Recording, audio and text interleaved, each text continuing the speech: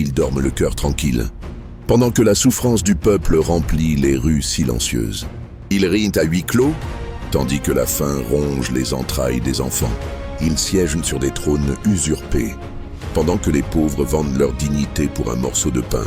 Mais Dieu a vu, Dieu a entendu, et Dieu parlera. Je déclare que le ciel n'est pas indifférent aux cris des opprimés, la misère n'est pas oubliée, la famine n'est pas invisible, le sang des innocents crie encore depuis la terre. Comme il est écrit dans Michée chapitre 2, versets 1 et 2, « Malheur à ceux qui méditent l'iniquité et qui forgent le mal sur leur couche. Au point du jour, ils l'exécutent quand ils ont le pouvoir en main. Ils convoitent des champs et s'en emparent, des maisons et ils les prennent.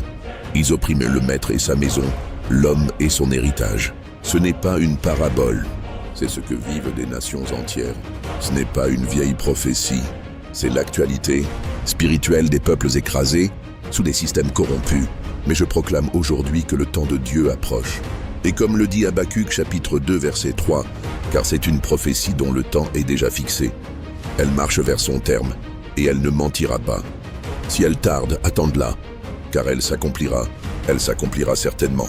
Je déclare que les greniers du ciel vont s'ouvrir, que les chaînes économiques vont se briser, que Dieu renversera les puissants de leur siège, car l'Éternel est un Dieu de justice. Il se lève pour ceux qui n'ont plus de voix. Il agit pour ceux que le monde a abandonnés. Je proclame une visitation divine sur les terres en souffrance. Je proclame une restauration dans les familles brisées par la pauvreté. Je proclame que la lumière de Dieu descendra là où les ténèbres règnent sans opposition.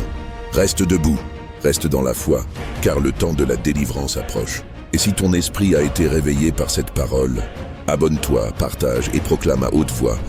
Dieu n'a pas oublié le peuple qui souffre. Il vient et il jugera avec justice.